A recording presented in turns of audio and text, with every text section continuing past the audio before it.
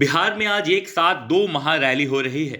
एक महारैली पूर्णिया में महागठबंधन की, तो दूसरी तरफ बीजेपी की एक बड़ी रैली पश्चिमी चंपारण में हो रही है, जहां पर गृह मंत्री अमित शाह खुद मौजूद रहेंगे। आपको बता दें, महागठबंधन की तरफ से 2024 लोकसभा चुनाव प्रचार अभियान की शुरुआत भी इसी महारैली से होने जाने वाली है, ऐसा माना जा रहा है।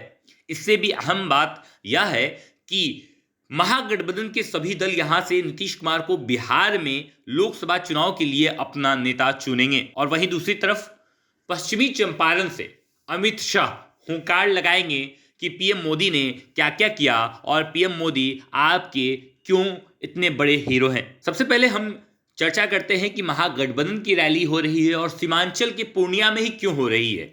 महागठबंधन बीजेपी को यहीं से जवाब देना चाहती है। बिहार में महागठबंधन की ताकत बीजेपी से ज्यादा है, इसलिए रैली के लिए पूर्णिया की उसी रंगभूमि मैदान को चुना गया जहां से पिछले साल सितंबर में बीजेपी के पूर्व राष्ट्रीय अध्यक्ष और वर्तमान के गृह मंत्री अमित शाह ने महागठबंधन सरकार को ललकारा था। तो कुल मिलाकर महागठबंधन ने पूर्णिया इसीलिए चुना।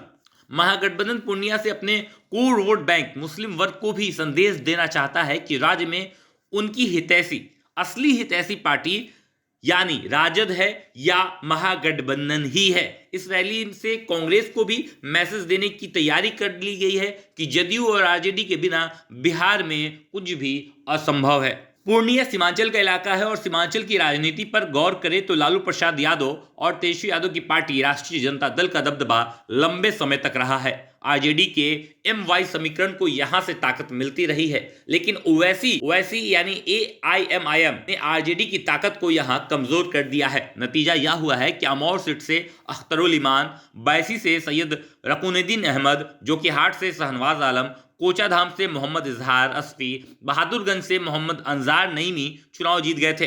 तेजस्वी यादव ने इसका बदला जरूर ले लिया और अख्तरुल ईमान को छोड़कर बाकी चारों विधायकों को अपनी पार्टी में शामिल कर लिया। आरजेडी फिर से सबसे बड़ी पार्टी बन गई। इस रैली के माध्यम से महागठबंधन ओवैसी का सीमांचल में प्रभाव को भी कम करने की कोशिश करेगी। हालांकि महारैली सीमांचल में हो रही है और सीमांचल एक बहुत बड़ा मुस्लिम वर्ग का इलाका है, लेकिन कहीं ना कहीं शहाबुद्दीन प्रकरण जो है वो राजद को सामने दिखता नजर आ रहा है। सियासी गलियारे में एक चर्चा इस बात की भी है कि शहाबुद्दीन प्रकरण के बाद मुस्लिम वर्ग आरजेडी से नाराज हो गए हैं। शहाबुद्दीन की मौत के बाद उनके समर्थक उनकी पत्नी हिना साहब को राज्यसभा भेजने की मांग कर रहे थे, लेकिन उन्हें पार्टी की तरफ से राज्यसभा नहीं भेजा गया। इसके बाद इसकी चर्चा होने लगी कि आरजेडी केवल वोट बैंक के रूप में मुस्लिम वर्ग का इस्तेमाल कर रही है। जब चुनाव आता है तभी उसको मुस्लिम की याद आती है, जरूरत के समय छोड़ देते हैं। इस प्रकरण के बाद शहाबुद्दीन की पत्नी ने भी शहरों में बोल दिया था कि उन्होंने आरजेडी छोड़ दिया है। हालांकि फिलहाल वो किसी पार्टी को ज्वाइन नहीं की है।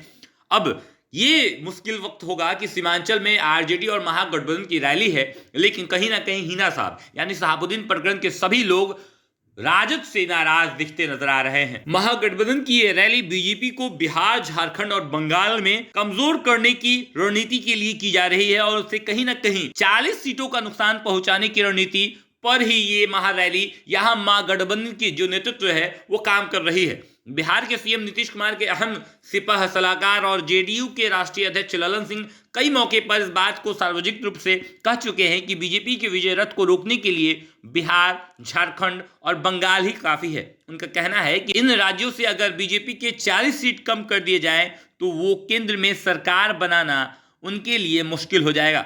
लेकिन गौरतलब ये बात है कि महागठबंधन अभी केवल बिहार में ही दिखाई दे रहा है। एक सप्ताह पहले भाकपा माले विपक्ष के नेताओं का शक्ति प्रदर्शन करना चाहते थे। इसमें झारखंड के सीएम को भी आमंत्रण दिया गया था, लेकिन वो शामिल नहीं हुए। बंगाल की सीएम ममता बनर्जी पहले से ही इस गठबंधन से दूरी बना ली है।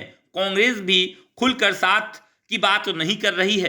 ऐसे में महागठबंधन केवल बिहार तक ही सीमित दिखाई दे रहा है, जिसको लेकर आज पूर्णिया में महागठबंधन की महारैली हो रही है। हालांकि इस बात की चर्चा जोर शोर पर होगी कि क्या सच में इसी रैली से नीतीश कुमार को बिहार से सीधे यानी केंद्र में लोकसभा का नेतृत्व करने के लिए चुन लिया जाएगा या नहीं। लेकिन कहीं ना कहीं मुद्दा गर्म है। सियासी गलियारे में वार्तालाप का समय कम होता दिख रहा है। अब एक्शन मूड में पूरे के पूरे राजनेता नजर आने लगे हैं। एक तरफ महागठबंधन की पूर्णिया में रैली हो रही है, तो दूसरी तरफ अमित शाह की पश्चिमी चंपारण में रैली हो रही है, जिसके बाद अब जब कल का सवेरा होगा तो पता चलेगा कि कितनी रैलियों में कितने लोग जुटे थे, और साथ ही साथ ये भी पता चलेगा कि इस रैली से किसको कितना फायदा हुआ है।